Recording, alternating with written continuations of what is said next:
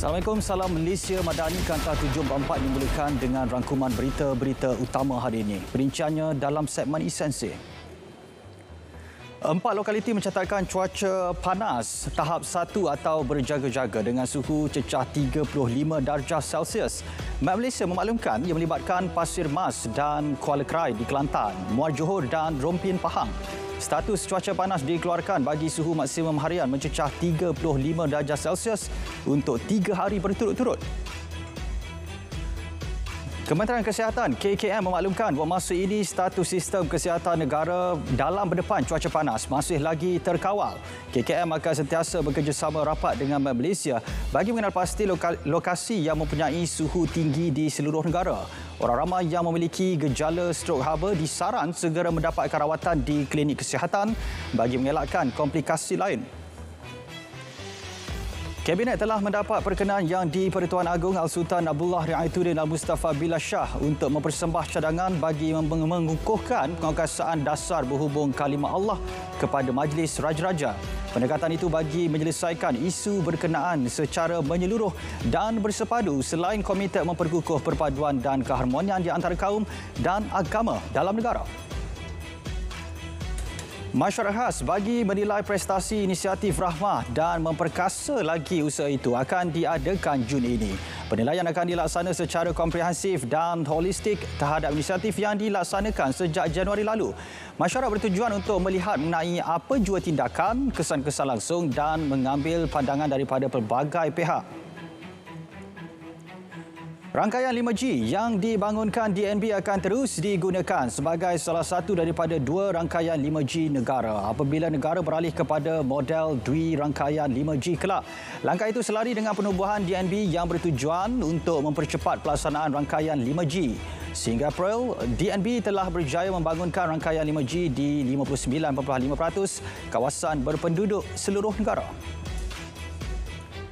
RM1.7 bilion diperuntuk dalam Rolling Plan 3 di bawah RM ke-12 untuk membangunkan infrastruktur mampan menerusi pelaksanaan projek pembentungan seluruh negara.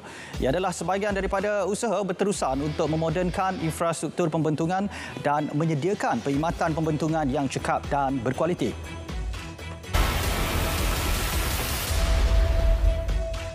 Baik, pusat beli belah Mid Valley akan dibuka semula esok selepas siasatan menyeluruh oleh Tenaga Nasional Berhad dan Jabatan Bomba dan Penyelamat Malaysia. Tengah hari tadi, pengunjung Mid Valley dikejutkan dengan kebakaran di bilik pencawang TNB di dalam pusat beli belah itu. Tular di media sosial, video dan gambar memaparkan kepulan asap tebal di pusat beli belah berkenaan. Tiada kecederaan dilaporkan. Pemasangan landasan pertama projek laluan Rel Pantai Timur ECRL membabitkan laluan dari Gebeng Kuantan, Mahala ke Dungun Terengganu dijadual bermula akhir tahun ini. Laluan sepanjang 90 km itu dijangka siap antara 3 ke 4 bulan sebelum kerja pemasangan diteruskan dari Gebeng ke Maran. Material yang digunakan termasuk mesin pemasangan landasan adalah dari China. Sultan Johor, Sultan Ibrahim Sultan Iskandar bertitah memberi amaran kepada segelintir pihak supaya tidak menjadikan kenyataan baginda berhubung keadaan flight cost rendah di negeri itu sebagai isu politik. Isu tersebut bukan perkara baharu. Baginda terpaksa bersuara dan mengemukakan masalah itu kepada Menteri Pembangunan Kerajaan Tempatan kerana rakyat kini menyalahkan pihak berkuasa tempatan PBT dan kerajaan negeri. Seramai 300,000 suri rumah disasar mencarum skim keselamatan sosial suri rumah tahun ini. Skim yang bertujuan memberi pelindungan komprehensif kepada suri rumah itu sudah merekod 160,000 pendaftaran sejak pelaksanaannya 1 Disember tahun lalu. Ahli Lembaga Perkeso Datuk Nazaruddin Abdul Razak berkata pihaknya akan mempergiat lagi kempen SKSSR kepada 3 juta suri rumah di seluruh negara. 99 kawasan di Selangor akan mengalami gangguan bekalan air Isnin depan. Ia berikutan pelaksanaan kerja-kerja kecemasan pembaikan paip pecah di Jalan Bukit Cerakah, Bandar Puncak Alam, Kuala Selangor. Kawasan terlibat merangkumi Kelang, Shah Alam dan Kuala Selangor bermula pukul 9 pagi 22 Mei. Bekalan air dijangka pulih sepenuhnya pukul 9 malam 24 Mei. Penduduk Labuan merayu kepada kerajaan cari penyelesaian kepada masalah gangguan bekalan air dan elektrik tidak berjadual yang berlaku sejak bulan lepas. Mereka mendakwa keadaan bertambah buruk dengan cuaca panas pada masa ini. Menurut Sabah Electricity Sdn Bhd, tidak dapat disahkan bila jatuhan berakhir kerana ia diklasifikasikan sebagai krisis negara. Cuaca panas di Labuan diramal berterusan hingga Mei.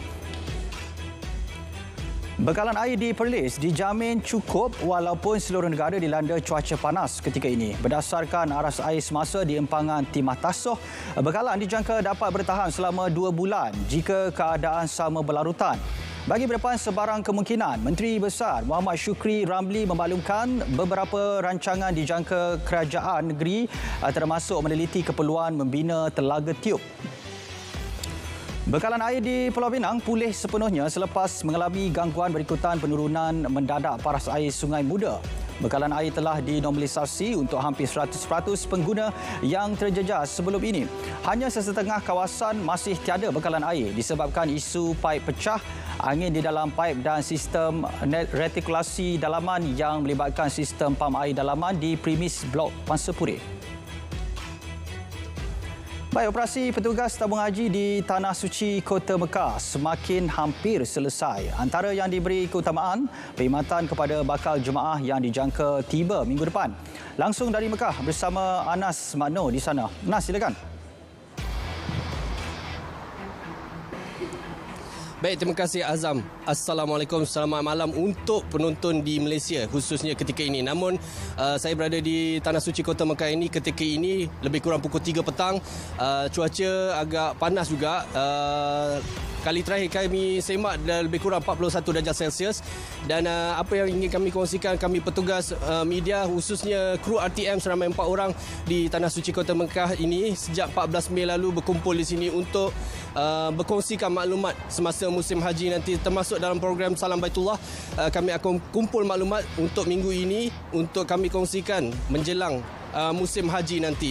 Dan untuk maklumat juga, esok kami akan berangkat ke Madinah untuk mendapatkan gambaran ataupun visual-visual terkini dari Madinah untuk kami kongsikan sebelum ketibaan rombongan pertama jemaah Malaysia ke Tanah Suci Kota Mekah dan juga di Madinah. Dan antara yang boleh saya kongsikan sejak sepanjang minggu ini kami berada di sini, persiapan pihak tabung haji, petugas tabung haji khususnya di beberapa departmen ataupun unit, termasuklah teknologi maklumat, mereka juga memaklumkan ketika ini lebih 50% persiapan pihak tabung haji telah pun hampir selesai menyambut ketibaan rombongan pertama yang dijangka pada 21 Mei nanti. Dan kami juga akan cuba untuk membawakan perkembangan terkini, laporan semasa dari lokasi di Kota Mekah, di Madinah, begitu juga di semasa proses operasi Masyair nanti di Arafah, Muzdalifah dan juga di Mina. Yang terkini kami bawakan untuk perkongsian penonton TV1 khususnya waris-waris bakal jemaah haji yang akan tiba di Tanah Suci Kota Mekah. Sekian dulu dari Mekah Al-Mukarramah, kembali semula ke Angkasa Puri. Baik, terima kasih Anas langsung dari Mekah. Baik, kita ke perkembangan seterusnya. 5 lelaki didakwa di Mahkamah Magistrate Kuala Lumpur atas tuduhan menculik seorang jurujual bagi mendapatkan wang tebusan RM1.12 juta. Bagaimanapun, tiada pengakuan direkodkan memandangkan kes terletak bawah bidang kuasa Mahkamah Tinggi.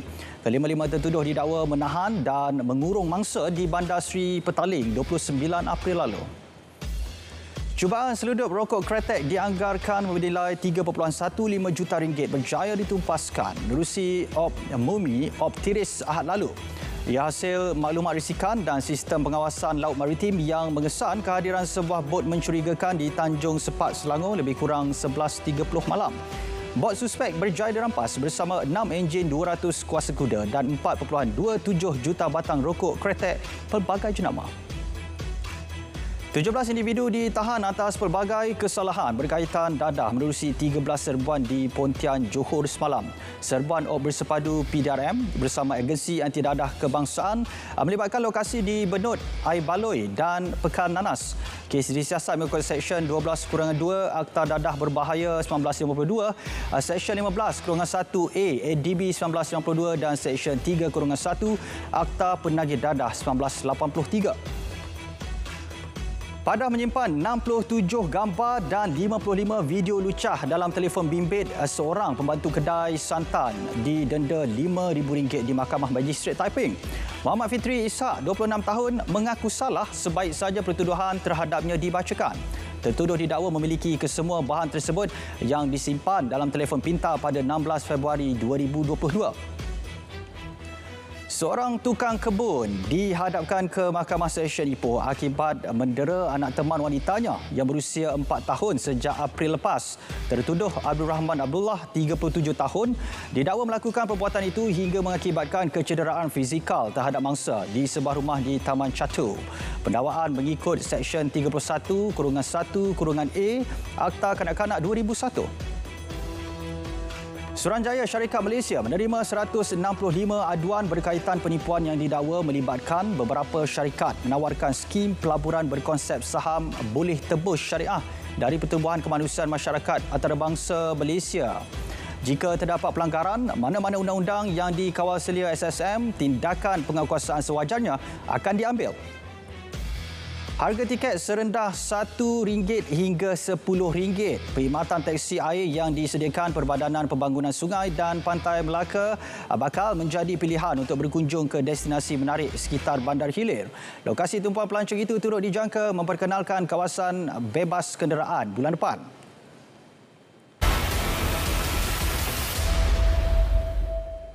39 anak kapal hilang selepas sebuah kapal nelayan milik syarikat Cina karam di tengah lautan Hindi sekitar pukul 3 pagi Rabu. Operasi menyelamat dan mencari giat dijalankan. Presiden Xi Jinping turut mengarahkan mekanisme tindak balas kecemasan segera diaktifkan, pasukan penyelamat tambahan dihantar serta sokongan mencari dan menyelamat antarabangsa diselaraskan. Suhu seluruh Jepun hari ini catat suhu tertinggi setakat tahun ini.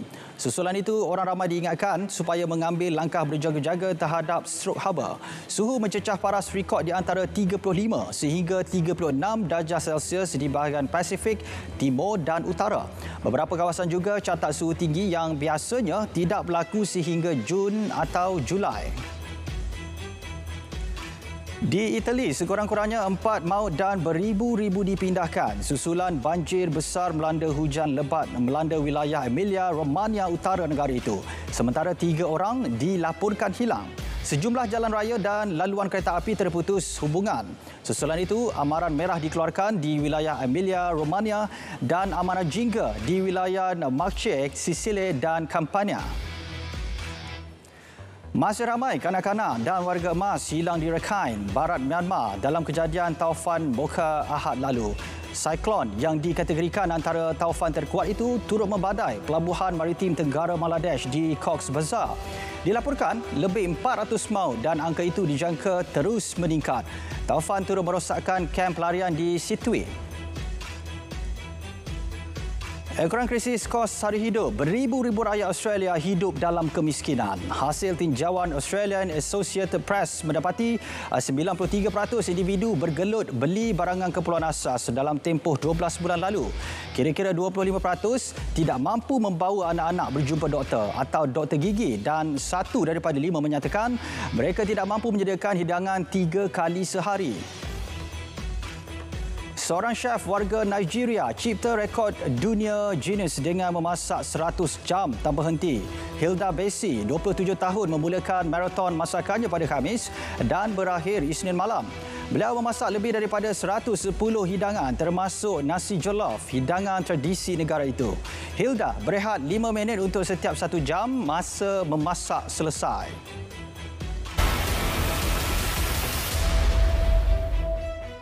Tenaga solar disasar dijadikan kegunaan di setiap rumah bagi mengurangkan bebanan bil elektrik rakyat untuk jangka panjang. Menteri Ekonomi Rafizi Ramli berkata negara sedang beralih kepada fasa ekonomi hijau dalam usaha menstrukturkan semula ekonomi ke arah ekonomi bernilai tinggi. Ia sebahagian tekad Kementerian Ekonomi merancangkan pelaburan baharu dan wujudkan pekerjaan berpendapatan tinggi. Inflasi Malaysia pada 2022 meningkat 3.3% berbanding 2.5% pada 2021. Ketua Perangkawan Datuk Seri Muhammad Uzair Mahidin berkata, peningkatan terutamanya didorong oleh makanan dan minuman, restoran dan hotel serta pengangkutan. Peningkatan juga seiring dengan kenaikan harga majoriti komoditi, pengukuhan dolar Amerika Syarikat dan ketegangan geopolitik Rusia-Ukraine. Ketua Eksekutif Tesla, Elon Musk, beri amaran keadaan ekonomi global dijangka sukar dalam tempoh 12 bulan akan datang dan pengeluar kereta elektrik tidak terkecuali terkena tempiasnya. Dalam waktu sukar ini, Tesla, peneraju pasaran kereta elektrik itu, akan cuba mengiklankan kereta mereka. Ini merupakan sesuatu yang tidak pernah dilakukan oleh syarikat berkenaan.